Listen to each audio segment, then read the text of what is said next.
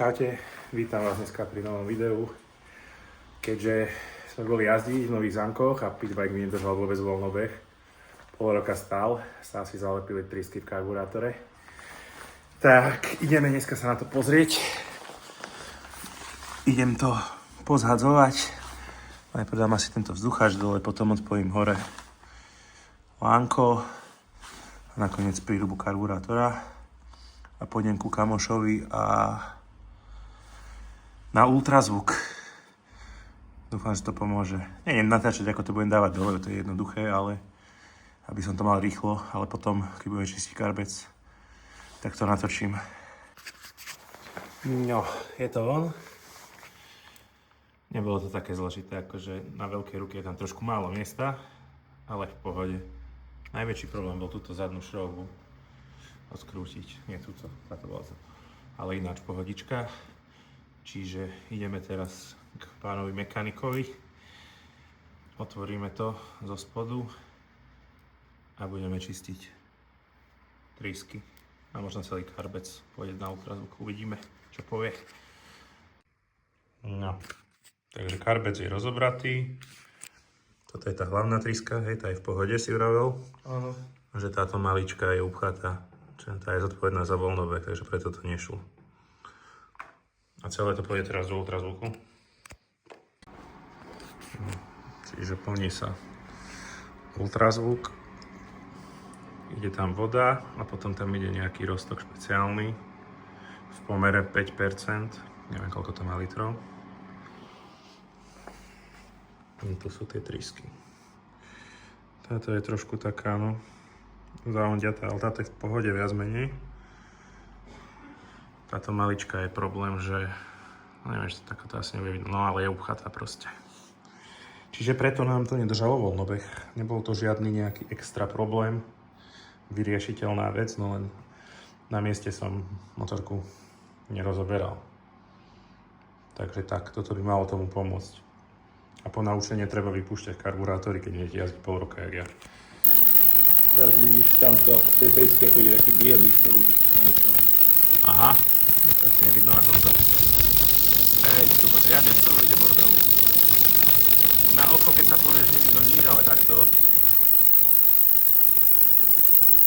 Z toho ide fajrajto. No, takže karburátorik máme vyčistený, zložený. Ideme ho dať naspäť na motorku. Ale ešte predtým poďme si povedať, že v podstate ako sa to správalo, prečo sme to museli riešiť. Čiže keď sme boli jazdiť, tak po naštartovaní a zohriatí motorky na sytiči, tak vôbec nedržala voľnobeh. Skúšali sme to trošku upraviť s týmto nastavovaním voľnobežnej trysky, ktorá otvára šupátko, ale potom bol zase problém, že pri zavretí plynu motorka ešte stále išla chvíľku dopredu, čiže to nebolo riešenie. A snažili sme sa štelovať bohato z zmesi, ale nereagovala na to. No a problém bol vlastne ten, tam sú dve trysky a tá hlavná bola v pohode, lebo má väčší priemer, nebola upchatá a tá voľnobežná bola komplet upchatá, hodili sme to do ultrazvuku, ani ten nepomohol. Čiže museli sme použiť také niečo ako sada imbusákov, len sú to také tenučké ihličky. Tými to prepchať a znova sme to hodili do ultrazvuku, až kým vlastne nebolo cez tú trysku vidno, hej. No a v podstate ako sa to robilo, jednoducho tieto dve šrouby na spodku sa povolili, dali sa preč, vybral sa plastový plaváčik, a potom vlastne sa vymontovali tie dve trysky, voľnobežná a hlavná. A veľmi pomohol ten ultrazvuk určite. Nakoniec sme tam dali celý karbec, okrem spodku, lebo tam bolo gumené tesnenie. Ale v podstate v domácich podmienkach, pokiaľ nemáte ultrazvuk, tak ak budete mať podobný problém, tak v podstate stačí väčšinou vybrať tie dve trysky, kúpiť si taký špeciálny čistič na karburátory, týmto poriadne vystriekať, potom to skúsiť stlačeným vzduchom poriadne prefúknúť a keď ani to nepomôže, tak treba to niečím prešpárať, ako tou sadou tých ihiel.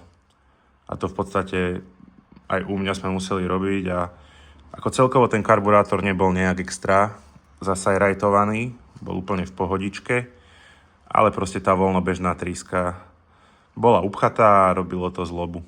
Tá motorka v podstate na otvorený plyn jazdila normálne, úplne super, len keď človek pustil plyn a nepopridával trošku, tak hneď zdochla. Hlavne na neutráli, čiže ťažko sa s tým jazdilo. Idem to teraz nahodiť a verím, že to pôjde ako nové zase. A ešte tip odo mňa, čo ja jazdím na tom pitbajku väčšinou v lete a potom pol roka stojí do zimy, tak určite druhýkrát, ja vždycky som nechal, to sa odporúča, motorku dobehnúť, to znamená vypol som prívod paliva a nechal som, kým sama zdochne. Ale aj tak vám ostane veľa benzínu v tomto plaváku. Ale to sa dá poriešiť veľmi jednoducho. Je tu vypúšťacia šrouba, táto. Tu si povolíte a v podstate vypustíte celý karburátor. Akože aj tak tam môže ostať nejaký benzín, čiže úplne ideálne by bolo fakt ho rozobrať a vyfúkať ho do sucha.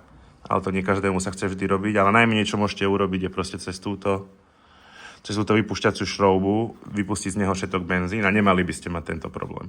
A keď už ho budete mať, tak už viete v podstate ako na to. Čiže tak, idem si to nahodiť na motorku a keďže teraz nejdem jazdiť, ani to nebudem skúšať, potom pred najbližším jazdením to nakopnem a bude to treba nastaviť, lebo nevieme že presne, že koľko táto tríska, čo ovplyvňuje bohatosť zmesi, že ako má byť vykrútená, ako má byť nastavená. Ono kamoš vravel, že tu je to také celkom špecifické, že väčšinou táto tríska ovplyvňuje množstvo paliva, ale pri tomto karburátore ona neovplyvňuje množstvo paliva, ale množstvo vzduchu. A vlastne tým pádom ovplyvňuje tú bohatosť tej zmesi. Čiže ideme to tam dať.